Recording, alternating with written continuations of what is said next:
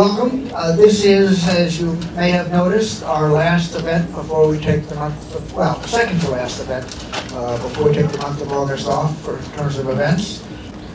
First, I want to thank our sponsors.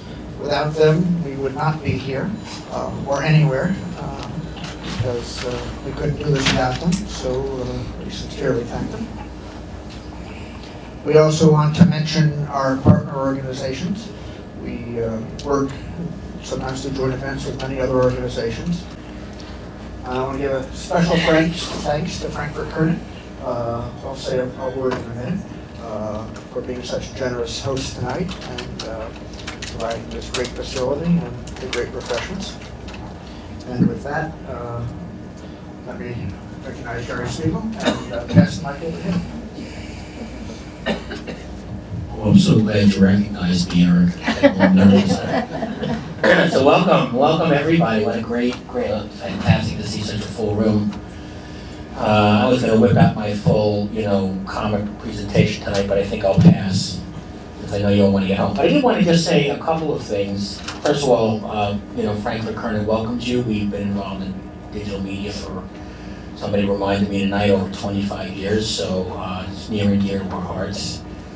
This in particular is a wonderful panel, and I'd like to point out that there is a plethora of women as opposed to men, and that leads me into my little presentation. This is literally only about 2 or 3 minutes, but I picked a few statistics and facts off of the internet, which I think are relevant to what's going on in New York these days. So here's some interesting points. First off, nearly 500 new technology companies have launched in the city since 2007, creating more than 10,000 new jobs.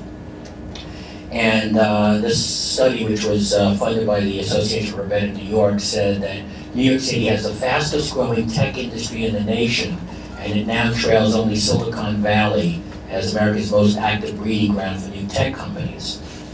This is one I really love because I have lots of women clients, and I love working with women entrepreneurs. And guess what? Women are twice as likely to start new companies in New York than they are in Silicon Valley. That's based on another analysis that was done by Startup Genome. 20% of startup founders in New York are women. That's twice the percentage of female entrepreneurship in Silicon Valley. And lastly, for decades, New York has been known as the town companies left when they needed to expand and couldn't afford higher salaries and rent. But there's a reversal taking place. Companies are moving here, including many tech companies. And that's because New York increasingly makes sense as a headquarters because of its access to finance, fashion, media, retail, advertising, big data, and location-based services. And that's what's drawing these new companies to New York, and it's what's made New York great, and let's hope that we can continue the growth and make it grow even bigger. So, Thank you. And now let me turn it over to Mary Howard, who will be moderating tonight's panel. Great, welcome. It's an honor for me to be here tonight with 4 founders of software companies. Welcome to everyone. I understand from Alice Ng, who just walked out, but is really responsible for getting this crowd together tonight. And we really owe her a big round of applause for recruiting successful entrepreneurs who are willing to share with you their stories about how they came through that one of the milestones, which is one that had been expressed to New York Tech that a lot of people were interested in, which is how do you get to $1 million in revenue. So we've got, I had the opportunity to speak with them before we gathered here tonight, and they're very different stories, very different motivation, very different goals. And so you have an opportunity tonight to both hear the stories, and then we're going to leave time at the end for you to ask questions. Briefly, I'm a serial entrepreneur. I've started 5 software companies, and right now what I'm doing is training other entrepreneurs in a company called Design Technologies. We're going to have a brief introduction by all of the panelists, and then we're going to get into the discussion of how do you get to $1 million. So Thomas Epting at your far right is going to start, and he runs a company which is a bee company. How many people have heard about bee companies? One in the background. Anybody else? This is a fascinating thing. If you haven't heard about them, you will hear from the person who started the first one in New York State. That's Thomas's company, so you can Google that while we're talking or afterward. Uncommon Goods, and he's going to tell you a really unusual story, and also how you come through a tough time because he has had some of the dark moments himself and grown his company through that. To his left, from your perspective, I'm totally dyslexic, so this is really hard. I'll raise my hand. Thank you, Maya. This is Maya Mikhailov, and she is going to share the stories of her startup, which you're going to start getting some themes here. Everybody who's here has won tons of awards for Best Entrepreneur, for Best Entrepreneurial Company, Software Technology Awards, and Maya is also going to be here talking about what she has accomplished in founding her company. Manish Chowdhary is going to be speaking then about his startup, and he is one of these people who started it in his college dorm. And so for those of you who have come from that background, this is another one who's actually made it out and running a big company now with some of his employees here joining us tonight as well, which is wonderful. And then finally, Jennifer Walzer is here, back up my information, a tech company founded here in New York, lots and lots of awards. Enough for me. Let's go. Can I have the clicker? Let's pass that down. Thank you, Thomas. So I'm going to tell you about Uncommon Goods. We were founded in 1999 and launched our website in 2000, just in time for the whole first round of it to crash and go down. So we were founded on the idea that we should bring creative design to the marketplace. We want interesting things that you can't find in the normal retail marketplace. So like a sculptural water faucet or a necklace made from a birth month flower. We call ourselves monstrously creative. This lawn sculpture is on our catalog that's landing just now, or we provide treats for the people that are hardest to buy for. And over the years, we've chased our customer to become a gift-giving business. We thought of ourselves about being about creative design. She looked at our price points and looked at our offering and said, I want to give this to my favorite people. And so we've been optimizing for the gift-giving business for a while now. We also are into functional design that has a bit of a twist. So like these tequila glasses are made from Himalayan sea salt, so you can lick them and shoot them. Or one of our designers said, I hate when my pancakes get soggy. Let me design a plate that will take care of that problem for us.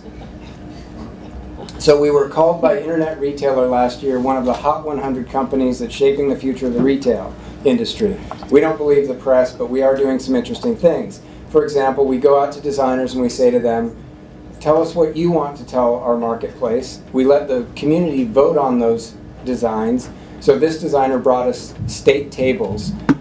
You go through the voting. We're showing you the slide here where the voting's complete. You've told your friends about it. You've made a bunch of comments. And if we could scroll this, you would see down under the next item a whole bunch of commentary. The customers told us they love these things, but they want them in color. And they want them lacquered up. And so this item is on page 3 or 4 of our holiday catalog because we've done some quick work with the designer to take it to market.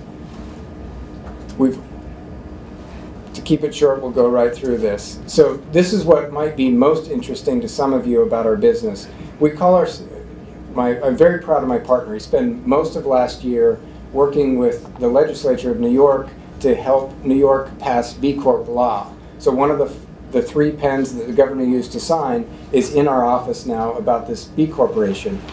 The other thing you're seeing on this slide is our Better to Give program. So anybody who purchases from us we take $1 of our profits and generate and donate it to one of these 4 nonprofits. So we're a business that thinks about the triple bottom line. We think about what we're accomplishing in the world besides making money.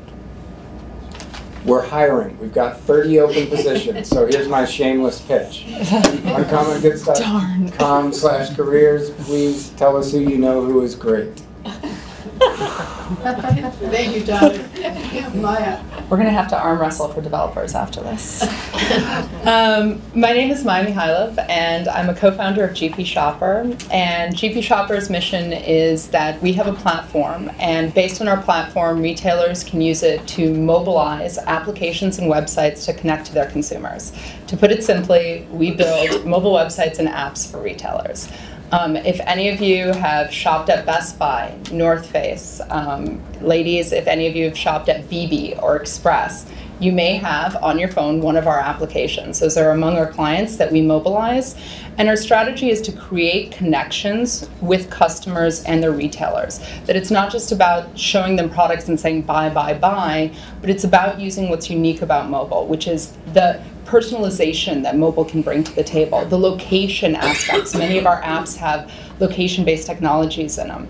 And also the social aspect of mobile, to bring retailers a truly engaging experience that differs from online, it differs from in-store, but it helps play a pivotal role in between those two channels. And I think that's about it. Thank you. Thank you, Manish. My name is Manish Chowdhary. I'm the founder and CEO of GoECart. As Mary mentioned, I started the company when I was a junior at the University of Bridgeport, Connecticut. Didn't intend to start the company at that time. It happened because my partner back then needed money to pay for college, and it seemed like a great idea. So we didn't start out doing GoECart. GoECart happened. We started out as a service company after we had, I had graduated from college where he was still a year behind, and in order to look professional, we had signed a lease without thinking what we were going to do after we graduated. So I ended up with a 5-year lease and had to decide what we were going to do. So we ended up getting into the service business. While we had a big idea, it was height of .com. We were going to change the world with some dynamic pricing. Back then, Priceline used to be the internet darling, what Google is today. Idea, incubator, lots of great new business models coming out. So we had a plan. Then 9/11 happened. All those plans went to the side, and then my business partner back then graduated. So we decided we were going to continue on and started out building e-commerce websites. And 3 years later, after building numerous projects for different clients, we realized our passion was innovation and product development. As opposed to building projects for each client, we converted that into GoECart. So it started from a ground floor. We built the product from scratch, and then we basically a lot of pivoting, a lot of changes along the way, which is what I'll talk to you for the rest of the evening. But thanks for having me. Thank you, Manish. Jennifer? Hi everyone, my name is Jennifer Walzer. I'm the founder of a company called BUMI, also known as Backup My Info. Business owners and companies have a lot on their plate, and the last thing they want to deal with is disaster recovery. I mean, the chances that the servers in your office are going to crash is 100% guaranteed. It's 100% guaranteed. It's just a matter of when. So you could walk into your office tomorrow and nothing could be there. Everything can crash. What would you do? Most people think about it when it's too late. We alleviate that pain associated with disaster recovery and having to deal with the pain of that by providing our clients with a whole white glove online data backup and recovery service, primarily for companies between 10 to 1,000 person offices. We have 2 data centers up in Canada. The first one's in Toronto, and the second one is in a town called Kelowna, right outside of Vancouver. And we have a team of engineers that will literally obsess over our clients and making sure that they are being protected right. You probably hear that there's a lot of online data backup and recovery companies out there, but what really differentiates BUMI in the market and where I started from day one, almost 10 years ago today, is our belief, like I mentioned before, is that with data growing out of control and technology changing so rapidly, people aren't necessarily thinking about how to best recover their data. So what we do is we provide a whole consultative approach to disaster recovery. So when people want to speak with us about their DR plans, we will go through a whole consultation approach. We want to understand what their disaster recovery strategy is, what their compliance challenges are. Most of our clients are financial firms. We have about 500 corporate clients, that we take care of. And we'll set up everything. We'll set up our software on their network. We'll monitor them every single day and making sure they're being protected right, so that if something were to happen, God forbid, they're always in good hands. And we even have a cloud recovery solution, so that if something were to happen into your location, we can recover your whole environment into our Toronto data center, so that within a number of hours you can actually be, your team can be working from, and we will actually help you. We'll let you back. We'll have you backing up in this temporary location, and have you, and we'll also help you restore to your new location once you get it up and running. And that's what we do. Thank you. So now we know who the 4 founders are and what their companies are. We're going to talk about growth strategies, and there have been identified both challenges that growth companies face and also opportunities that actually accelerate your growth. And so that we want to talk about them in these 4 case studies. What are things that helped accelerate the growth, and what were some of the challenges that you faced in getting to $1 million, and then also some of the dark moments and that you had to come through in the course of building your business. And then lastly, one of the things that we want to talk about here is we want to talk about, and I want you to hear about some of the character traits of these people and what they've actually dealt with, because it's really important to be thinking about this in terms of really personally, what do you have in front of you? And so if we could just start talking about some of both the growth opportunities and the challenges that you faced, I would be very interested to start. Jennifer, would you like to start with some of the? Thank you. So some of the growth challenges, just to give you a little background, I didn't take any outside venture capital money or any outside investors. I literally started the company out of my apartment, lived on oatmeal and PB&J, which might sound familiar to some of you out there. I took a small business loan from the bank, and I did max it out. I maxed out everything to try to get this company up and running, and today we are debt-free and very profitable, and we're doing phenomenally well. But I think the challenge for me is I didn't want to take too much risk, so I had to grow it at the pace that made sense for me. So I think some of the first things that really helped me was, and it was a scary moment, was hiring my first employee, knowing that I wasn't taking any salary, and yet I had to give my savings to my first employee, which I hired an engineer so that I could focus less on the engineering aspects of the company and more so on the sales.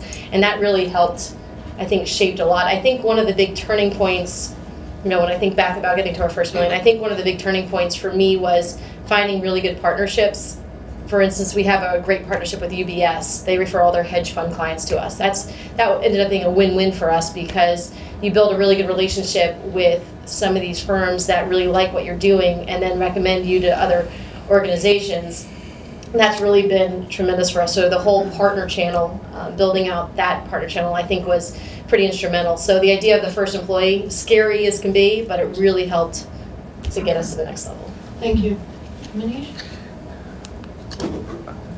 Opportunities and challenges. Well, number one, I think, was we struggled quite a bit defining our business model. And I think that most companies do not spend enough time really figuring out what are they trying to sell, to whom, and whether they can repeat that.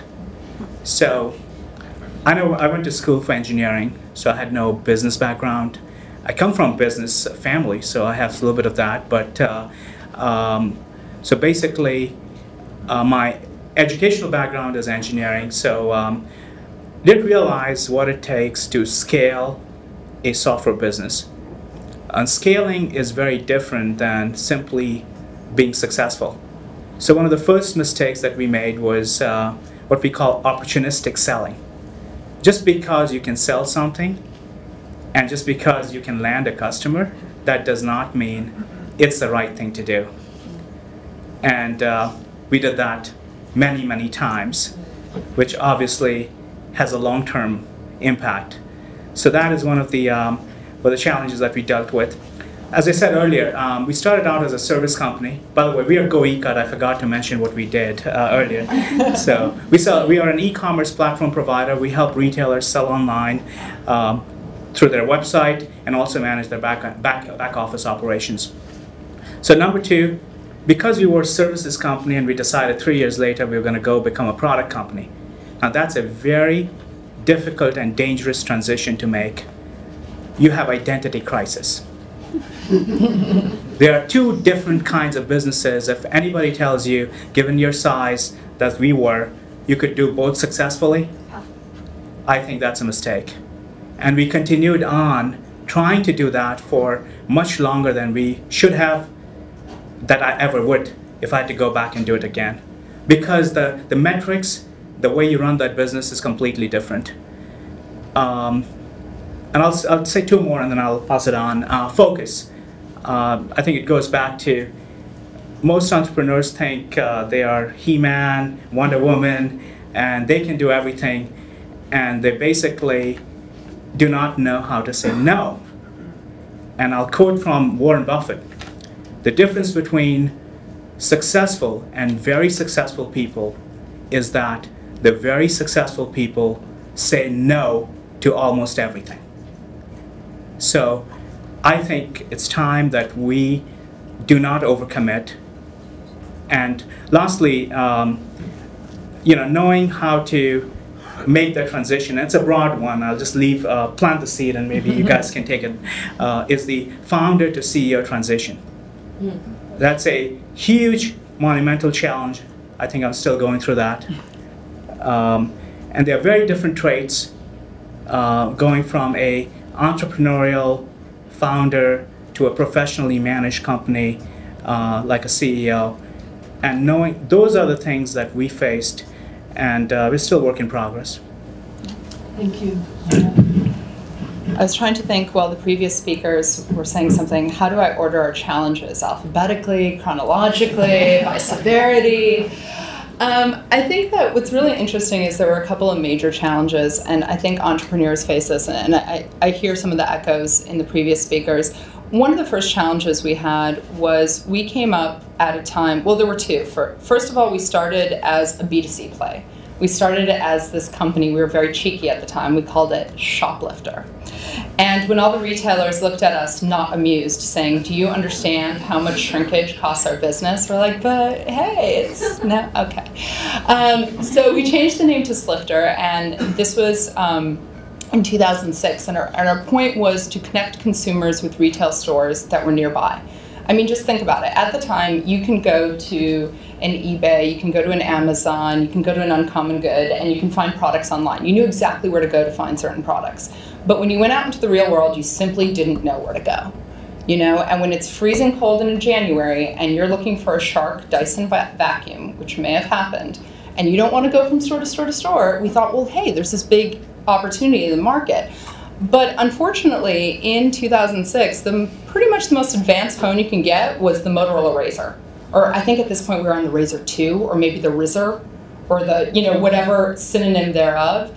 And so for us, it was also very challenging to figure out who we were and what that business model was. And then in 2007, we had a very pivotal moment where we were working with Best Buy in a pilot program. And Best Buy said, you know what, I like this product. Take your name completely off of it, sell it to us as Best Buy Mobile. And we were a little bit overwhelmed, but at the same time they're saying, with one hand they're saying sell it to us, with the other hand they're saying, do you know how many mobile companies have gotten funded? It's 2007, they're all running around with tens of millions of dollars of VC, and everybody in the market will give us a solution for free. And I think one of our hardest challenges was not only identifying and switching to this B2B model from a B2C model, but really saying, no, this isn't free. That was one of the hardest days in our company, is to look a company like Best Buy in the eye and say, I know everybody's saying that this service, this product may be free, we charge. And yes, we're small, And yes, working with you will be a tremendous opportunity for us, but this has value. And if you can't pay for that, you'll never know how to pay for that. And we can't make a business, and then we'll go away and you'll be stuck with this product. And really making that decision to just say, pay for this. And I think that was a big challenge. And then another challenge is in making the business model close. Once you have one client paying for it, as you said, sometimes you get other clients that said, oh, this is really cool what you guys are doing for retailers. Can you do it for my hotel chain? And having that opportunity, sit there and go, wow, wait a minute, are we going to diverge the business and get into hotel chains now? Are we going to diverge the business and get into this? And walking away from that and really solidifying the business model was in fact a big challenge. And it's still something that we go through, as you become bigger and bigger, people want customization, people want this and that, but kind of sticking to your guns. And as you said, sometimes saying no is the only thing that you can do to move your business forward. So scale change has been a big problem for us. I told you about the website we launched. We thought we were going to be a pure play e-commerce site. You had to have you had to have an email address to check out at all. It wasn't until that first holiday season when the Today Show crushed our servers. We got back up online, they ran us again, West Coast, and took us out for 7 hours. And still we barely made enough money to keep going for another year, that we looked at it and said, how about the traditional cataloging model? This is a really well understood business. We have a product assortment that's perfect for this. And I designed our first catalog and we got it in home in time for holiday season 2001. So that started a growth trajectory, but it also caused a scale change problem. If you look at our sustained trough order volume and our sustained peak order volume, there's a 20-fold scale increase between the two of them. Annualize the 3 to 5 weeks that matter, we're a much different business than the business we are most of the year. And so the systems that support it, the people who support it, who you can attract because of it, the budgets you have because of it, they're all really interesting challenges. And then you've trained a customer to go with us, taking care of her favorite people with this really cool stuff that we sell. And then we try to say to her, but buy from us all year long, not just at the holiday season when you're willing to spend our kind of price points and make this thing happen for you. And so that's been one kind of challenge. The other kind of challenge, I would echo this transition from doer, when in 2000 and 35 people who are sort of best of breed in the world, who are really excited about the business, run for the door because they say this .com is going nowhere and I can't hire technologists. And so you pick up the Oracle SQL book and you say, it's time to program a database. Now it's a very different tech team. The guy who overhauled Mexican telephony now sits in my tech room and he's a rock star. I mean, we have great people working for us now. And then Dave and I talk about this to one another all the time. If our business is growing at this rate, are we improving as leaders for the business at that same rate? Is our clock speed and our capacity as leadership scaling at the same rate that business needs us to scale? I want to follow up on this issue about people because, you hear when you're going out and starting a business, the team is so important because we know that, the plan's not going to go the way you've written it, and, these experienced people are going to be able to pull you through. So let's talk about after you've gotten them, gotten going, and, Thomas, you started this whole conversation about the team. So who are the must-have employees as you look back and getting you to that first milestone of $1 million? How did you then go off and recruit and retain these people, right? The issue of like the next team coming in. So I think innovation's never a straight line. You're never going to be able to predict where the business is going to go. You can set some plans and try to chase them a bit. But the first team had to be really diverse. They had to be interested by the challenge that's changing all the time, and they had to be interested to learn quickly and adapt who they were, and that sort of described us. And you wear many hats, and you're willing to answer customer service emails, right? All of those things. And then as you scale, of course, you specialize. And we've started looking at people for what's the specific value they add and where's the market opportunity here, and that's more like traditional business, I assume. Mm-hmm. Yeah. I think the most important part in any role, well, first of all, I'm a big fan of getting the technologists in there first, especially if you're a software company. I happen to be very fortunate. My co-founder is an engineer. So I was on the sales and marketing side, and he was on the engineering and planning the architecture. But I think you spoke about this. If you don't have an engineer on board, find an engineer. Find somebody. It's true. If you're building software, you're building a technology solution, and find somebody that you trust. Again, my situation is a little bit different than most. But also surround yourself with people that are doers. And this became a very difficult lesson sometimes for us to even learn when we were smaller, is there are a lot of people that want to talk about the job that they can do and talk about how great they are and talk about the strategy that they're bringing you. We need people at a certain point who are doers, who want to get down and dirty, who are not afraid to run SQL queries, who are not afraid, it doesn't matter that they're specialized or what their role is, but they're not just talking about doing it and expecting their underlings to execute, that they themselves are willing to do. And then their whole team follows them. If you hire people and promote them who are doers, their whole team, it'll be a cultural, it'll be part of the culture of your company that you like doers. Well, I think the entire team is important. Engineering obviously plays a vital role, but I go for the passion, number one. No matter who it is, no matter which position we hire, I think it's important that they have to choose why they choose to work with you, not what you do. That's the wrong person. Basically, and I'll borrow a lot of ideas from a lot of great people. There's 100 years of management science, so there's nothing that I'm going to say you've probably not heard before, which is Jim Collins. It's get the right people on the bus, wrong people off the bus, put the right people on the right seats, and then figure out where to drive it. Whereas the people that get on the bus knowing the destination where the bus is going, as Thomas mentioned, that destination, the path is going to change. You say, it's not a straight Metro North where you're taking the train, New Haven line, you have a station, you're going to go from one to the next to the next. You're going to deviate, and the people are going to get antsy. People are going to say, this is not what I signed up for. But the people that got on the bus knowing who else is on the bus are the right people. Because nothing goes as planned, at least not in my case. You can predict, but you can't plan. The reason why that those people are very important is because it's not just try to hire the best you can. Because best, if it's a mechanical skill, that's 2x more effective. And if it's a creative skill, those people are 10 times more effective. Believe me, 10 times. I will concur that because we built our software, we compete with billion-dollar companies, and we win deals against them.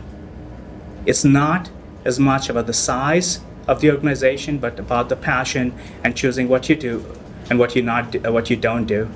So, so on the hiring front, I think passion is very important, and then aligning those people, which we can talk more. Yeah, I'm just going to reiterate what everyone said. I looked at, when you talk about the first people, I looked at my own core set of skill sets. I have a computer science background, but I knew that where I was probably best suited is talking to customers versus, dealing with data center issues. I mean, as much as I enjoyed it, I realized it wasn't my best suit. But I just want to reiterate about finding the right team. We actually had, I'm sure a lot of you, as you're all trying to hire, I know, Thomas, you said you're trying to hire 30 spots right now. It is a challenging environment finding really good people, and we did have a problem for a while where we were getting tons of resumes for engineering roles. This is as of recently, we just recently hired a new engineer, and just misspelled words and just, things that just kill me. Like, we would say specifically we want a cover letter and a resume, we would just get the resume, and of course we would delete them immediately. So we actually recently went through a whole, during one of our team meetings with the engineering team, we actually recreated our whole job description that we posted out there, and it was the most obnoxious profile. It was great. We loved it because we have such a strong culture. And for probably 99% of the world, they were like, oh my God, what kind of company is this? And for those that they got it, they were like, game on, you know, I got it, I gotta go and apply to this role. And we even made them apply with a joke, and if they didn't apply with a joke with it, because we wanted to be amused, because when you get so many resumes coming in, you want to at least have some fun with it, we made everyone with a cover letter and a joke and a resume, and if you didn't have all three, we would have deleted you. Let me tell you something on a side note, some of the jokes that came in, so inappropriate. I don't know what to say.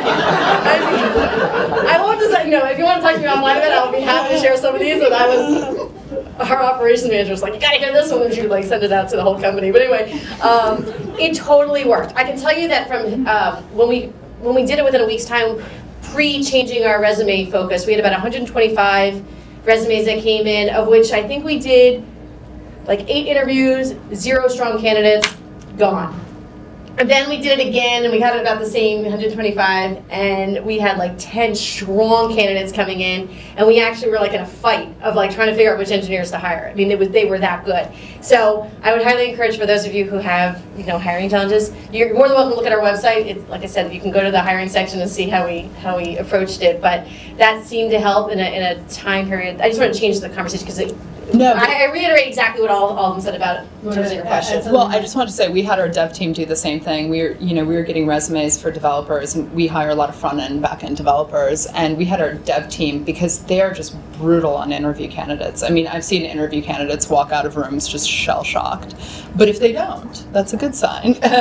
But no, we've had them rewrite the job descriptions because we were being too soft, and we were getting candidates who, when they came in, we're just not ready for the level of intensity that it takes to service retail or to service the type of white glove clients you have. You need somebody that's ready for the clients that you serve. That's not exactly just you. it. It's about the clients. Mm-hmm. So for us, it's all about who you are as a person. And oh, by the way, we want you to be a senior level engineer. But it's all about, you know, our 7 core values that we really exemplify in the company. And we go all out with our core values. I mean, we do awards quarterly. I took the whole team to Disney World in January, all of it, because they just exemplify, they hit their goals. I mean, we're very, very hardcore focused on our core values.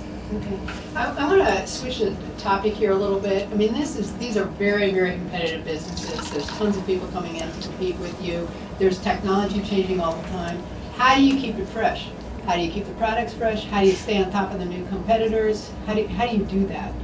And when do you know it's like time to push on and rip up the book and start over again? How do you deal with that? You want to start, Jennifer? So how do you keep fresh? So as you all know, I mean, my landscape changes all the time. I mean, having been in this industry for 10 years and being in the tech industry for almost 18 years, I mean, it's crazy how quickly technology changes, especially in my industry.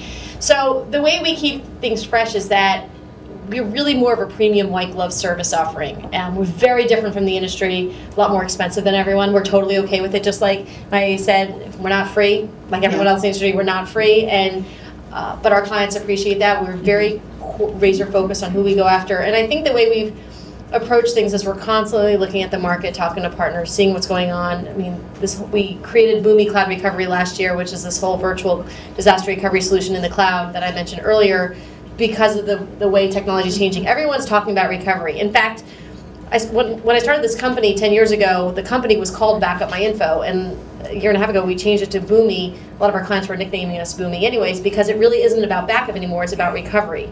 And as we've added new service offerings, it's really about the recovery aspect, so we've had to change our name to do DBAs to show that. So it's always evolving, and I think you just have to stay really focused, continually be in touch with your customers, know what they're looking for, know what makes them happy. We're doing a Net Promoter Score right now with our clients that we're going through to make sure that we're staying on top of our game.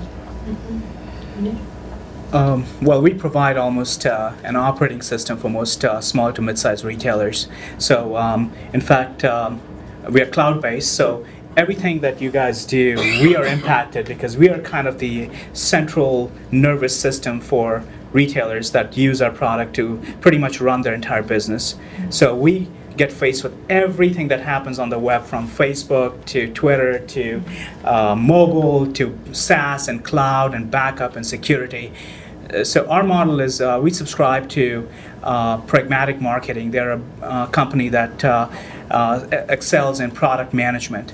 And we have intense debates about product management as to what to do and, more importantly, what not to do. That's the reason why iPad till today does not have an USB port. If 5 years ago anybody said you're going to put out a computer for $500 and not have a USB port, people would laugh at you. That's why, basically, you have to stay very true to the market that you're going after. And it's not, there are multiple ways you can do it. One, continue to sell more. That's more of a sales-driven model. Basically, build more of the things that's working and selling. However, what's going to happen is you're going to miss the big boat and the big paradigm shift, and you're going to become obsolete because you continue to do, more of the old stuff. Or you can follow the competitor, which will be always you're lagging behind, you're playing the catch-up game. Or you can continue servicing customers and keep doing more of what your customer asks for. The problem with that is the customer can never foresee the challenges and the problems that they never had. So you can never go beyond the realm of possibilities that they've thought. If they've never had a problem with a USB port, they will miss the big boat on the next new technology. So I think you have to balance all three and add market-driven to the top. I think that's how you stay leading edge on the market. And very strategically choose what initiative you're going to go after and what initiative you're going to let go, because it's not strategic. You can't build everything in your product. And if you decide to take consensus approach, Apple was a hierarchical organization. Till today, Apple is extremely hierarchical. They don't make decisions on product and technology based on how they're going to make everybody happy. I think they have a core group of people that they truly believe in, and I think that's totally okay. I don't think these decisions ought to be made in majority. So some of the ways that we stay competitive are twofold. One is that we learned our market. We're a technology company, but ultimately our end consumer is retail. So we had to learn about retailers, and we go in and part of what I tell people all the time, part of my favorite part of my job is that every time we get a new client, I get to learn a new business. And that's really exciting. When I was in school and I was studying management and finance, I love case studies. I love to read about what got somebody to a position, how did the company get there, why did they make these decisions? And yet every single time I get to live these little case studies. You go into a company and you say, how did you get this? Why do you consider this product assortment important? What's important to your client? What's your in-store strategy? What's your .com strategy? What's your 5-year strategy? And we literally get to learn about all of that and figure out how our solution can help them evolve and what their long-term goals are. And I'll say that a little bit controversial. I disagree with you slightly because we have to take a little bit of a customer-driven approach with our retail clients. I agree that they might not be able to predict the entire market and all of technology, but for us it's a little difficult because we don't want technology to be a solution looking for a problem. We want to understand what's wrong with retail, how are they disconnecting from their consumers, and how can we capture that engagement back? So to a certain point, we have to listen to our clients and what they're doing in all these other channels and what's working and what's not working. And of course, we look around in the marketplace and we look around and say, hey, what's going on with the business? What are our competitors doing? But to be honest with you, we pride ourselves with innovation. One of the things that we pride ourselves in doing is once we understand retail, we say, hey, we see this problem in retail. Let's see if we can talk to our clients and co-create an innovative solution. I'll give one quick example. Best Buy challenged us to co-create a feature for their Reward Zone app. They wanted to give Reward Zone members something special in their application that other applications didn't have. So we were thinking, what are the big issues that Best Buy is facing? One of them is price comparison. So they said, what would be really cool? And we co-created a feature that was make a price alert on products. So consumers can download the app, click on a product, and set their goal price, and then let it go. And it'll send them an out-of-app alert that says, hey, this product has hit your goal price. Then we said, let's take it one step further. Consumers are often disappointed if they walk into a store and the product's not on the shelf because it's been all sold out. Let's create an availability alert. So with them, we co-created these two features, and that ended up winning a mini e-tail award and some other awards, but the consumers loved it. The most important part is it solved a problem for them. And then for retailers, it made our technology solution that much more compelling. And I think that's ultimately what keeps us competitive. I was just going to clarify. What I was suggesting was you got to listen to your customers. I think that's 101. Yeah. Absolutely. What I was suggesting is customers may not be the source to go after if you're looking for the next generation of your product. So for example, Apple, if they were listening only to their customers, they would have never come out with Siri. They would have said, we're going to add more camera features, we're going to do augmented reality, like the Google goggles, but they leapfrogged that because customers never experienced that problem because they never had that problem in the first place. So what I'm suggesting is, of course, you got to listen to the customer. They're a great source of improving the product, but in order to leapfrog and go to the next generation of product, I think that inspiration has to come not just from your customers, but from the market, because customers are generally the adopters of product, not the innovator. You can get inspiration, but I don't think you can follow them blindly. So we answer this two different ways. We have a core set of values that we bounce everything up against. I'll tell you about a consultant we had come in a couple of years ago, interviewed everybody on the team. We're looking, how do we improve our leadership team, and what can our team tell us about that? And they came back to us and they said, we have never seen a more engaged workforce in all of the consulting we've ever done. We've also never seen a more entitled workforce. Somebody who's totally willing to call me out and say, you're dead wrong on this issue, we need to go this other direction. And so we try to build it with our culture. We say we're not top down, we're as flat as we can be. It's not a hippo culture where if I say something, this is what we do. We're explicitly a best ideas culture. And we reward really actively that kind of collaboration and innovation across departments. We set up lots of opportunities for people to just play and come back with great business ideas. We also require them to do the ROI case, come and pitch it, run it up against the strategic plan and say, does this get where we think we want to go? And very many things we say, great, good enough idea, but it's not aligned. We're not headed down that path. Or yes, we can market optimize this way and we can get these transactions, but that's not the customer we're looking for, or that's not the lifetime value of the customer we're looking for.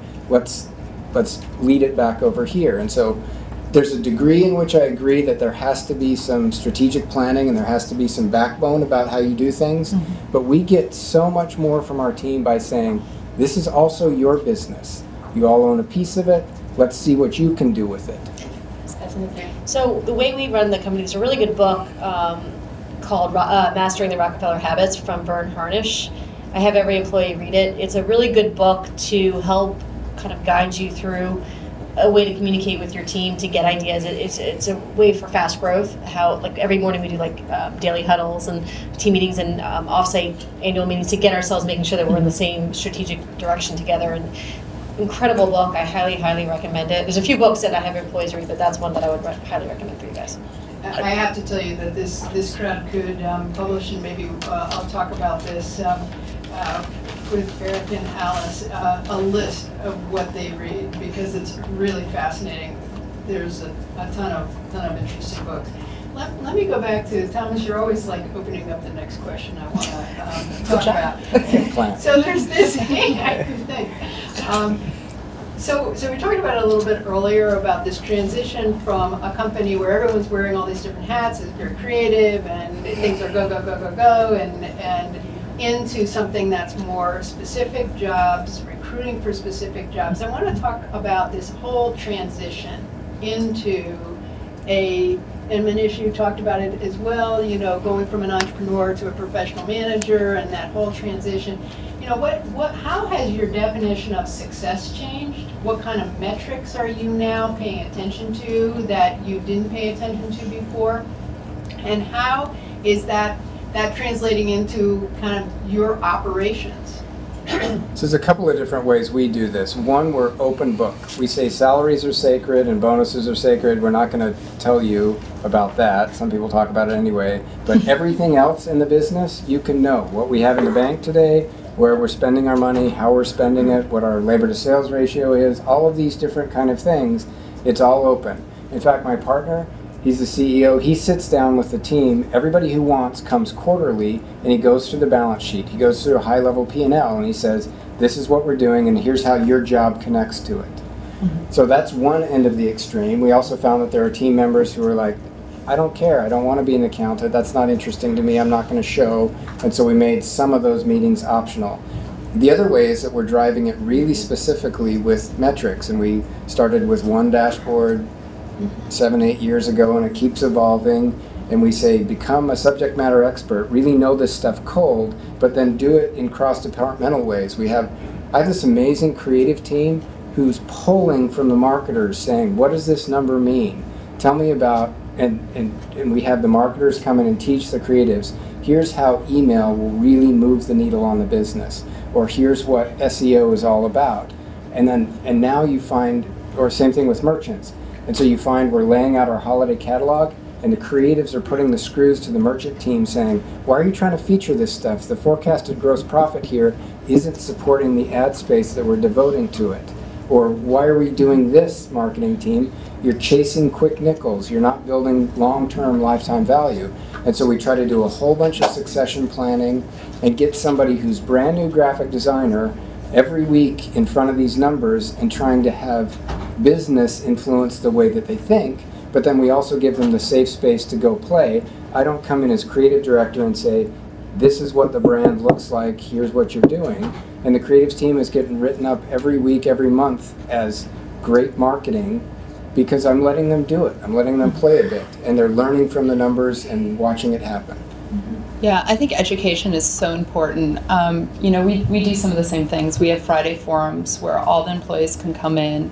They can find out, they can ask questions about what's going on with the company, what's in the sales pipeline, what are our launch, what's critical for launch, how are clients doing. We also, maintain this company wiki that everybody can put knowledge and that they've acquired, because that's what happens as you grow and as the company gets longer and longer. You have these folks that may be with the company, they may not be with the company, but their knowledge has to be shared and ongoing. So we also the dev team instituted tech talks, where they educate each other on their skill sets. So an iPhone developer might do a presentation on, what this back-end system means for their front-end system and why these two should play together so that the back-end team really understands what some of their challenges are and vice versa. I think these tech talks have been tremendously helpful. But to your point, I think that so much of it has to do with letting employees learn and fostering a culture of learning, because when everybody understands what your business goals are, and not just your business goals on a high level, an employee comes in, sure, we give them kind of the vision deck and the presentation during orientation, but what are your quarterly goals? What are some of the things you're tracking? Then all of a sudden you have everybody in the team no longer thinking about, this is my job, this is my one function, but how does this fit in and how can I better the company? And I think that just fosters overall better growth. Well, for us, as my biggest job, I think, is to provide context to our people. And context, people talk about strategy, and plenty of consultants in the room as well. Every strategy is right in some situation. The question is to identify what situation you don't want to apply that strategy to.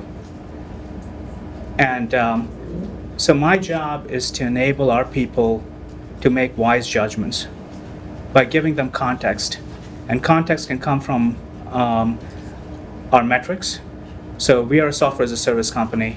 So we have one overarching metric that we use, which is, we call it CMRR, which is committed monthly recurring revenue. That's our single biggest metric that we use.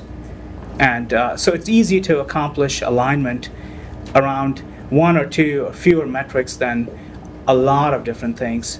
So I think when we decide how are we going to sell or service a customer, what should we do, it's very easy to explain. You don't want to service your first-class customer the same way as Coach. I think that's a disservice to both. So, and providing context as to why we do certain things and why it matters by allowing them to make those decisions themselves, because then anybody in the organization at any level can make better decisions. And so call it a freedom and responsibility. So you've got the freedom, but then that comes with a set of responsibility that you have to live with. Thomas, like you, a few years ago I instituted open book management, and it was a little scary at first with the understanding that, okay, here's everything, but I really see the value of doing that. I think it definitely helped onboard all of the employees, no question about it. I think one of the biggest lessons learned, you kind of wish sometimes you could go back in time and change things. And while I try not to have any regrets in life, I think there's one thing that I wish I did earlier, which was creating metrics earlier for the company. We're hardcore about dashboards today, but it's something that I was definitely delayed in, especially on the engineering side. It would just be like, okay, do whatever it takes to make the client happy. But then as we grew and the engineers were so-called overwhelmed, what does overwhelm mean? We don't have a ticketing system. We just take care of customers as as it's going. Well, how do I know we need to hire more engineers? What does that equate to? And I think that was something that I wish that I did earlier. To answer your question about what is defining success, I think for me personally as an entrepreneur, what defines success, I don't have an ego. I love what I do. As far as, I jump out of bed every day 10 years later into this company and, running to the office every day. I think that what defines success for me is having something I truly enjoy doing. I mean, for me, it's not about backup. It's about taking care of companies and their employees. That's what drives me every day. And I think that for success, I can look at it a few ways. As long as I love what I'm doing and we're growing and we're having our best year ever and my team is super happy and I know I'm focusing 100% of my energy on them, that's what makes a successful company. And I know that almost 22 months ago, I had my son Ryan, and being able to take 3 months off without really connecting with the company, to me that defines success, and not working Fridays anymore so that I could have Ryan and Jennifer Day, so I could take them to swim lessons and whatnot. And I'm not allowed, as I have some employees here, that I'm not allowed in the office or else they take my picture and they'll take a silly picture of me if I show up on a Friday. They get annoyed with me because they don't want me to work on Friday. To me, that's what defines success, and seeing employees grow and seeing how much they've grown over the years. Yeah, that's what drives me. I have to agree. Like, getting to a point that you can start letting go and start shedding jobs that maybe the all hats jobs, shedding jobs, already you feel more successful about the business in general. And that doesn't mean that you're not as intense about it. It's just that you've now started feeling comfortable that you've surrounded yourself by people who are also intense about it. And it doesn't have to rest on your shoulders. That you have a great management team, you have a great middle management team, and great employees who are all as invested so they can kick you out of the office. So they know, they're like, trust us, we can do this. And you have that trust of them. So I think that's great. Did you want to add anything there, Thomas? No. Okay. Okay. One of the things that that can be a little bit disorienting when you see 4 founders who are here, whose companies are winning all sorts of awards and who are growing and hiring people. You think, well, this has just been one long cakewalk. There haven't been any problems. That's not my life. My startup has all these challenges, like, what does this really have to do with me, right? And when they've figured everything out here. So one of the things that I'd like to just chat about is sort of like the dark moment and what you learned out of the dark moment. Was it, in retrospect, a good thing or a bad thing? And what ended up happening when you went through those? So who wants to start first? So on the most recent economic cycle test for the business, we've been through a couple of them now, there were people who said, don't tell anybody, let's just deliver Christmas and deal with the aftermath in January. I said, over my dead body, that's not how we do business, we're straight up with people. So we got the entire team in a room and said, don't pre-spend the bonuses, you get them every year, don't run up the credit cards. Like, hold on to everything you have, because we don't know where the bottom is and we don't know what we have in January. Work with us, work really hard, let's see what we can deliver. And with a team our size, we shed very few jobs. They were people who had performance plans already or who just didn't want to pull together with us. Everybody else came along, people made sacrifices, but yeah, there are dark times and they are great times because they focus you. Or you lose a really key player and it causes your whole team to galvanize and say, fine, you can move on, we will deliver without you. And they're like really beautiful things to see what people can do when they're challenged, they're focused. We get people to simplify Don't go after everything, just boil it down, and these are the 10 things that we need to do perfectly in your realm, and we'll succeed. Yeah. So I actually love the challenges. I think they are the most refining, defining part of business. Absolutely. You know, I think the same thing. You know, when the economic slump hit, we had to figure out who we were, and we had to figure out, does this business actually work? I mean, you can't just be, we happen to have raised a little bit of money, but our investors were bankers. They were not traditional VCs. So instead of saying, go out there and acquire customers at whatever cost, they said, build a business. I want to see financial statements. I want to see your balance sheet. I want to see that this is a real business and not just some sort of joke where you're playing with our money. And I think the fact that they held us tight to that in 2008 caused us to make some very tough decisions. But they were decisions that allowed us to grow because it allowed us to focus on revenue, on making businesses. And throughout that time, it was interesting because we didn't know where retail was going. Retail was going downhill. So all our clients were sort of petrified. And it's funny because some of the challenges you talk about, Thomas, whether it's a key employee or like a key contract or whatnot, I kind of live by this motto, which is things are never as good or bad as they seem. And it sort of keeps you honest. You know, right when you're like, I'm a rock star, I have these clients, things are doing great, can't be better, something will just hit you out of left field. And if you're not prepared for that, and if you start riding on some ego trip of believing, yeah, great, we won awards, great, we have some great clients, you know, we're not going to sit back on that. But sometimes on the flip side of that coin, things can look awful. You lost that key employee. You thought you had that deal, that was going to be your big deal for that year, and where is it? It's dragging. Maybe it doesn't happen. But the point is there isn't this kind of ending event, just as there isn't this beginning event. Just because you got into the Wall Street Journal, guess what? That doesn't matter. Okay, Wall Street Journal, great publication, love those people. That doesn't make your company. That's not that one defining moment that you can look back on and say, nothing we ever did but be in the Wall Street Journal created this company. Just like you can say, well, guess what? We lost this client. The whole business didn't go downhill. If you have a solid model and you know that you're servicing other clients, it doesn't have to be an ending event. So that's kind of how I look at the situation. Never as good or bad. Well, I think if you ever hear yourself say something, you'll say, you know, we had a problem, but it'll say, I accomplished that. So the point I'm trying to make is, as entrepreneurs, we always think about business. Everyone in business has problems. Google has problems. Mm-hmm. They just lost Melissa Mayer.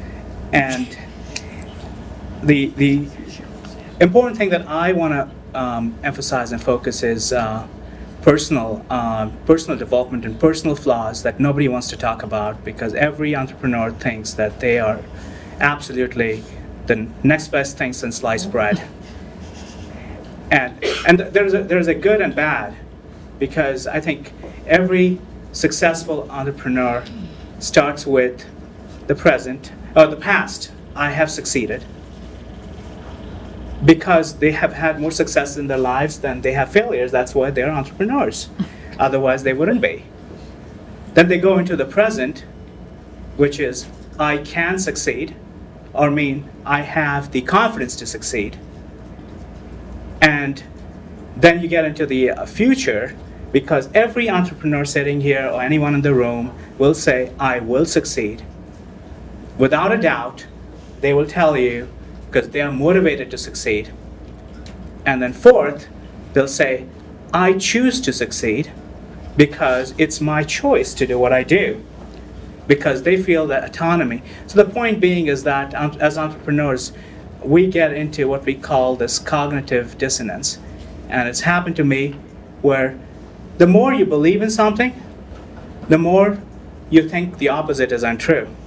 So the more you believe in your idea, and the more and more every day, because you're putting in the time and effort and energy, and everybody around you thinks that's a crazy idea, that's the last thing you want to do, the more you filter those things out, And that's a very classic study in behavioral science, cognitive dissonance. And that is what most entrepreneurs, that makes them extremely hard and difficult to change. And we are the people sitting here, we are the people that profess change, we are the people that advocate we are going to make positive change, but we are the hardest to change ourselves. And I'm one of them. So I think, and there's a great book by Marshall Goldsmith called What Got You Here Will Not Get You There. And why I urge that is business starts with you. When you're starting, it's you and your personality, your behavioral traits, and each one of us are guilty of many flaws. And I think there are 20 of them that he lists. I'm not going to go through that right now. However, like I'll give you one simple example: winning too much, right? We are all here. We are ferocious. We are competitors. We love to win, you know.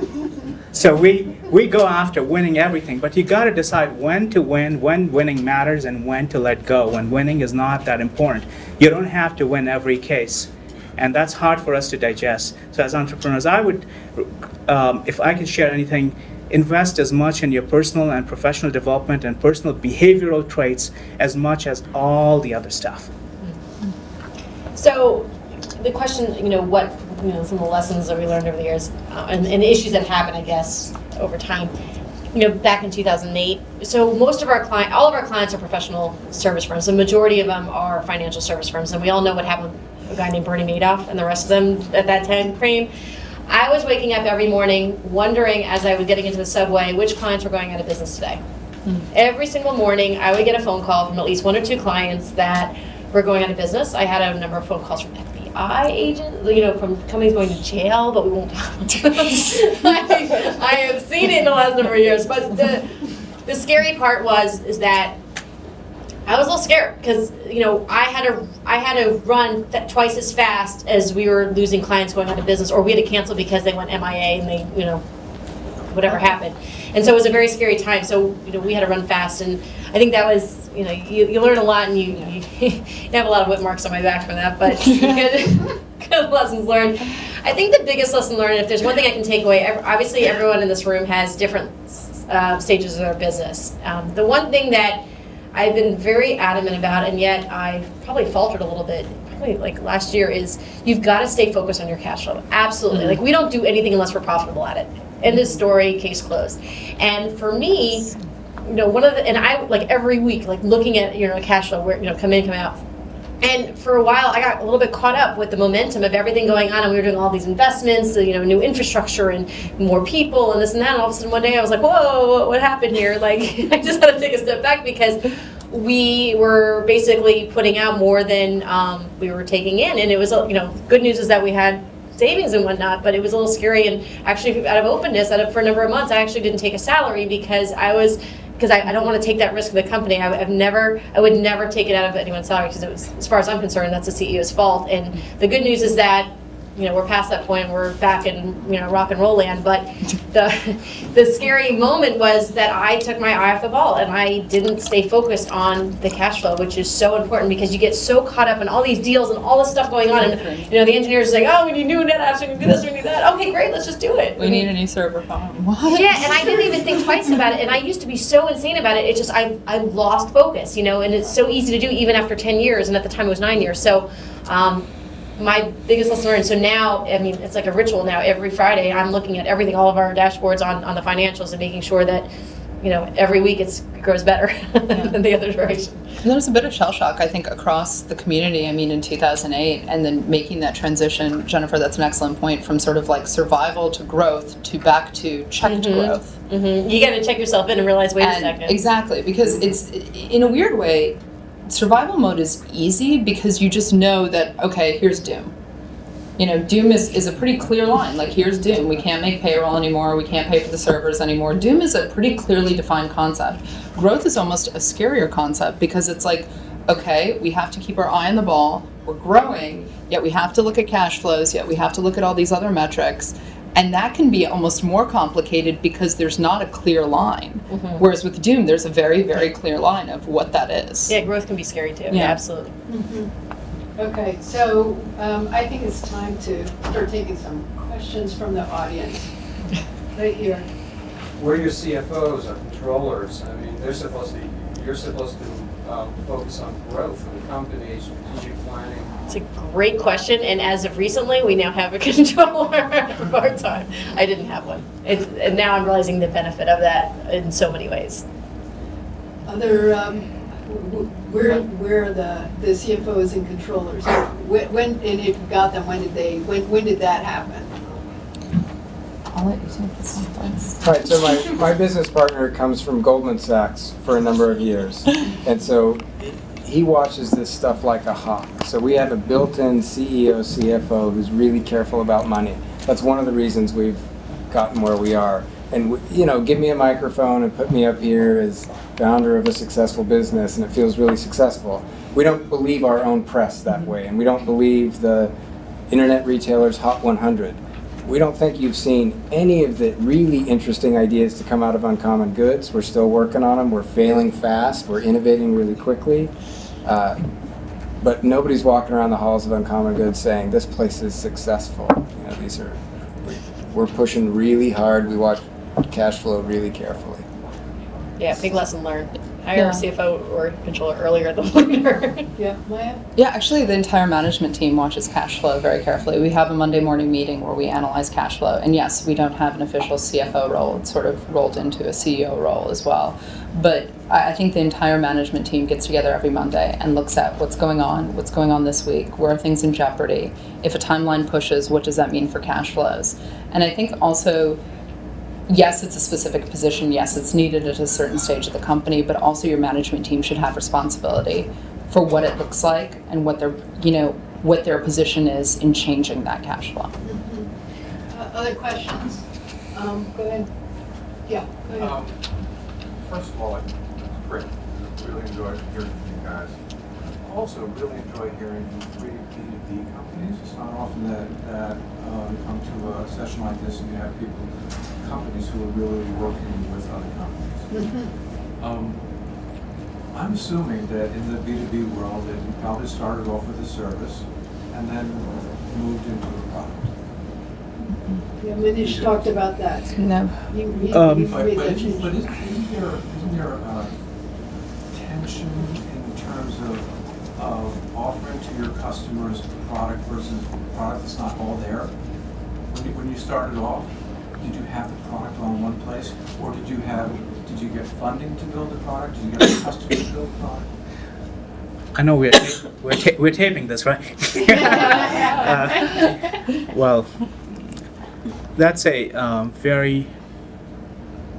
so the product, I believe, especially in the world of now the lean startup, that terminology did not exist back then when we built our product, but somehow intuitively we kind of did it. Basically, we built what we call the minimal viable product, and we got it out there and started getting it in the hands of the customers and then soliciting feedback. So if you're starting out and building a new product, I think I would very highly recommend, especially if it's software, to do the lean way, where you're building a minimal viable product that somebody would be willing to use and pay. And when you're asking for recommendations and suggestions from people who are not willing to pay for that product, they might as well give you any recommendation. Unless they put their money where their mouth is, that's the only time those things count, in my world at least. It's good to get a lot of ideas and feedback. So we kind of built our product around that, but there's a danger to that. It's scalability and engineering. Because when you're building a minimal viable product, unless you have the deep engineering background, you will most likely have to build it many times. But you know what? When you have 1 million users and your servers are crashing, that's a good problem to have, rather than over-engineering for something that you will never ever see. So I think every product goes through multiple iterations, and I can guarantee you that's true of Facebook, that's true of Twitter. Twitter still goes down. I think they're still building a new one. So, So what I'm hearing is you sold a minimum viable product and you charged enhancements. no, well, enhancements, if it's part of your product roadmap, that's a different, what we may do is what we call subsidized, where the features that somebody's requesting, if that's totally aligned with our future roadmap, we can accelerate that development by sharing, because we are equally motivated to do that. If that's a deviation, we have to very strategically analyze and say whether to say no or to really charge the full market value, or both. Anyone want to add anything else? We started with a product, but we started with a product that we were giving away for free to consumers. So, like I said, we started as a B2C company, so that was even more odd because we were giving away our product. It was a localized search engine. I mean, we had figured out how to do localized search. We had geotagged billions of products. I don't even want to talk about that. But that engine, when we found out that that was worth more to retailers without our name on it, that's when we made a strategic decision to take that product that we had and then put a service component on top of it to remarket it from a B2B point of view. And we were really, in one way, we were very fortunate. We did take on some venture capital with the folks at Allen & Company. They believed in the product. They thought it could grow. And so we were fortunate in that aspect, but we started backwards. But I think it's really important that you decide whether you're going to be a service company or a product company. You can't, especially if you're small. In fact, even if you're a billion-dollar company, you're either a service company or you're a product company. There are very, very few companies like IBM that do both. Microsoft is a product company. IBM used to be product, but they've become more of a service company now. And I think there's a danger in trying to grow too fast when your product is not ready. And I think most people think that having more people is a definition of success. You actually will end up doing backtracking because now you have a huge payroll, you have no customers, then you get one customer, you got to keep them happy no matter what they say or tell you. Now that's a big problem to have. Now that customer is controlling your future roadmap. So paying customers are good, but once they start paying you, they'll also start demanding. Other questions right here. Can you guys talk about how funding or how you may have gotten funded along the road and how that helped your growth? Well, I was always a saver, and I'm 39, so ever since my first job, I literally tried to save at least 10, 20, 30% of my salary. I mean, I was really insane about that because I knew that down the road, I was always entrepreneurial. Through college, I was always starting businesses. And then, so I knew I had to have at least 2 years worth of savings before even embarking on this. And between savings and between taking a small business loan, the SBA loan, I had a $50,000 loan that I was able to grab. That definitely helped. And I started slow. I didn't try to get bigger than, like we were talking about, I got a small server, from a software perspective. I started everything small and just scaled as I grew, and then just grew at the pace that made sense. Then eventually gave back the money that I borrowed, and then since then I've brought back all my savings and then some. But that was what I did. It was a scary thing. I did not go out at all. I mean, I was single at the time. My girlfriends.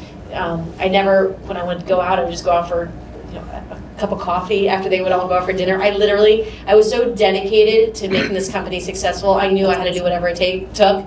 I mean, it was like, it was kind of a running joke with my girlfriends because if I was going on a date for dinner, I'm like, oh, I'm going out for dinner tonight. Like, it was like a big thing because I literally did nothing. I spent $0. In fact, even to the extent of, I had created Back Up My Info shirts, and I wore these shirts with slacks every day to customer meetings, and it was really easy. I didn't have to worry about fashion. I just wore these cheesy button-down shirts with khakis or a skirt, and that's what I wore for a number of years. And we even made it where all of our employees had to wear these Back Up My Info shirts every day, and it was really easy. But that's what we did. I was that dedicated that I did that. So, but that's exactly what you need. I mean, I think the running joke for all of us in New York is like, we're not like Silicon Valley. They can afford garages. Do you know what a garage costs in Manhattan?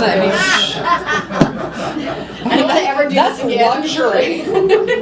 We're at the living room table. I was like cooking pasta for developers. I just remember all this, but oh my God, my first engineer had the kitchen table, and I had in my bedroom, I had a desk, and I took down, this is really pathetic, I took down all the pictures in my apartment and I put up whiteboards, and I ran a network into my kitchen for him on his the wooden table. It was really odd that during his lunch break he would just sit on my couch watching TV. It was really odd, but I didn't have enough money for an office, so that's what he did. It was very odd that he had to have a key to my apartment. I really didn't enjoy that, but that's what I had to do. Same thing. There were 3 engineers, and I would come home like den mother and like cook a big bowl of pasta for them. It's like, hey guys, I made pasta. You know, it was at the dining room table because, you know, office space in New York is no joke. But think of all these memories. I'm like, oh, yeah, I don't relive them. Thank goodness we have office space. Any other funding stories to finish this? So there are two phases to Uncommon Goods. There's the 1999, everything's going fast, and so people were throwing money at us. And then there's the grow it your own. So we're extraordinarily profit disciplined now, and it's just been about funding our own way. And it hasn't been, you know, there was a pretty rough time where Dave and I were looking at each other saying, are we going Thelma and Louise here? Or are we going to be really careful about this and wear a lot of hats and figure out how to bridge? And will this catalog business take us there? And how many do we print? And, you know, how big is our first run? And, you know, we found a model and worked really hard, and now we let it pay itself along. Well, we didn't take any funding. We did it the hard way. Before I had a kitchen, I was in the dorm room, 8.5 by 10. We did it the old-fashioned way. You know, I didn't know any better. I said, the only way to make money is have customers pay. Mm-hmm. That's the only model I knew. When we needed the money, nobody was willing to give it to us. When we don't need it, everybody wants to. But I think the advantage of being in the New York metro area is there are more bootstrap companies here than Silicon Valley. I think people think that doing the bootstrap way is not popular. It's unconventional. However, I think it teaches you enormous discipline that makes you a better leader, better business person. Since I've had no other experience, I can just speak. However, I personally believe that it teaches you discipline that you wouldn't otherwise get. It makes you fiscally more responsible. Yeah, I think that the climate here is totally different. I mean, what Jennifer said, what Manish said, the climate here is a little bit different. I think after '99, I'm sure the climate was a little bit different. But I think the climate in New York is very different. Even the venture capital here, it's generally, how can I put this? It's generally a little bit more business focused. There's a lot of PE firms doing private equity. The angel networks here are really good, but they're very focused on make it a business versus we're just going to throw money after money. It's less of a mentality of just like grow for the sake of growth here. And so I think that's why you see startups coming out of New York, and you see this across the board. I think you see a lot of fiscally disciplined startups that are coming out of New York that are very profit-oriented, that are very business-oriented. And that's the one thing that I think makes the New York climate both more challenging, but on the other hand, I think if you're looking along a long timeline and you're just not looking for that lottery ticket startup, it makes you more disciplined and a better, stronger company. Yeah, I think that one of the lessons that I learned early as far as with the money I had, which, you know, I was very strict with, is I learned real quick that don't spend any money on marketing until you really know your audience. Mm-hmm. And I made some futile mistakes in terms of doing advertising. I don't have an advertising background. I come from a computer science background. I don't have any sales experience, but I just figured, oh, what the heck? I know this whole HIPAA legislation and all these unions need to protect themselves because of HIPAA. And I sent out I spent thousands of dollars on postcards and got us zero business. And I learned pretty quickly that You really need to know your marketplace and know what's going to work. Like, people ask me all the time, oh, why don't you go nationally? I mean, everyone needs backup. You should go worldwide. Yeah, we could, and we do have clients in almost every state, but we're really like massively targeted into the New York tri-state region, because for us it's a lot easier when people know you locally than trying to capture the world and back, because you only have so many marketing dollars. So that was probably what I learned real quickly, is whatever money you are focusing on, make sure you really know your target market before you spend a dime. So. Okay. Right here, Eleanor. I'd like to hear your long-term growth plans. World domination? No. I'm just Now you need a cat and you need to just... No. Well, the space that we're in is extremely exciting. My industry is growing at 19% per year, year over year. That's remarkable. E-commerce, online retail, and these guys sell into that, so they can attest to. I think there's a tremendous opportunity there for us. So there's a lot of consolidation that has happened in our space, so which opens up more opportunities for companies like us to capture additional market share. So we serve the SMBs. So our long-term plan is to be number one or number two in the market space that we serve over the next 7 years. We haven't thought of an exit yet, but you got to always run your business as though you're going to exit, because it introduces discipline. It introduces, when you do wish to exit, you've put things in place ahead of time, and it should not be a shock. So almost businesses ought to be built, a lot of people say businesses are built to sold, because those businesses are run professionally. They adhere to the metrics, they do the right things, and basically they're doing the things that the market rewards. And I think it's very important, whether you're raising venture capital or loans or anything for customers, you're picking whether your market value is aligned with how the market perceives, and are you doing all the right things? I know for myself, for our company, we're having stellar growth. We're up 44% this time last year already, and our target plan is to continue growing at the pace that makes sense for us. I mean, we have our 3-year plan. It's really more of an organic growth. However, I am now starting to look at potential acquisition targets. My challenge that I'm seeing out there is the space is still brand new, this whole cloud backup and recovery space. The challenge that we're seeing is that as I talk to, we'll call them so-called competitors, most of them are not profitable. They're heavily in debt. They're not charging enough for their services, and the culture isn't in alignment with ours. And so I'm struggling with, how do we grow in a way besides doing it organically, which we'd be happy to do. But I would like to see if we can acquire, but I just have not been impressed with what I've seen out there. That's not to say it's not there. I'm sure, if I hunt enough, but I'm also looking at the New York, tri-state area, and unless there's a market out there that makes sense, that's our target focus. And I'm sorry. National and global. Yeah, we're not looking to become global. I think the next stage for us would be to target, once we hit the New York market and we've got enough saturation there, then it'll probably be the Southeast, Florida, the hurricane markets. I'd like to live in Florida. That's where I'm from. I like your style, Jennifer. I want to go into that market because I want to live there. But that's our focus, is to stay really focused right Right.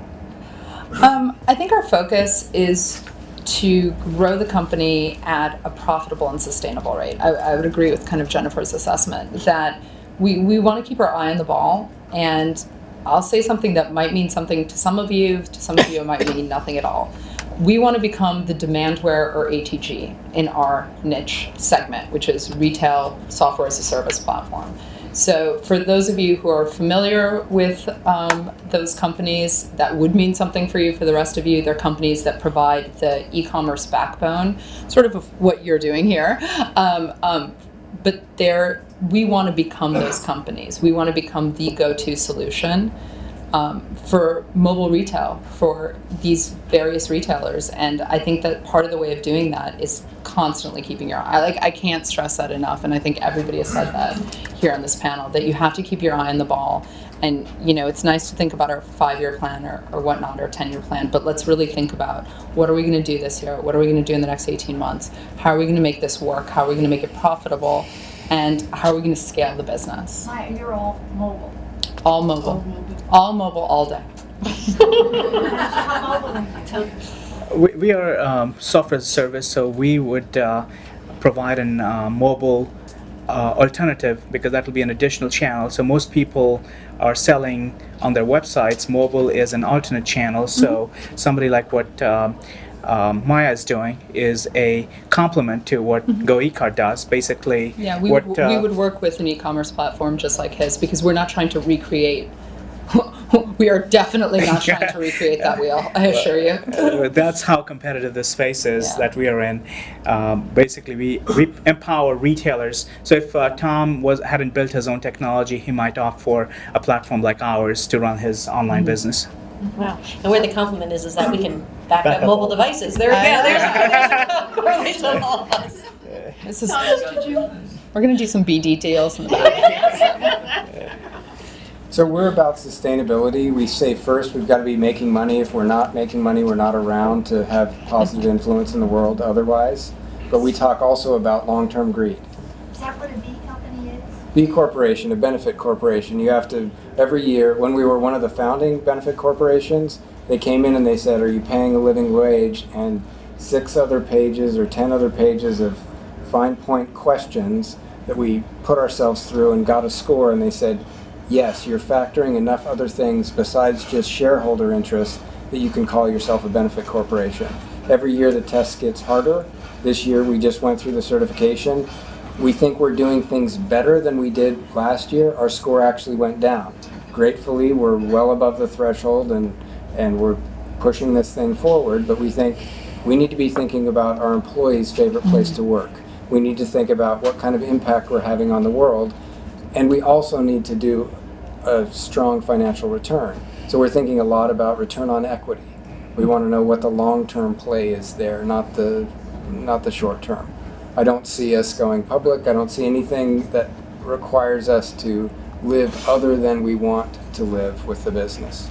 We're going to take one more question here. I guess the question I have, the title of this program was Getting to the First Million. Yeah. I guess since all of you have said, particularly the B2B people, we only do things that are going to generate revenue and hopefully profits. How long did it take you dealing with the B2B world to get to $1 million and be profitable? So my first year in business, I did 29,000 gross revenue. Not so good when you have a lot of expenses.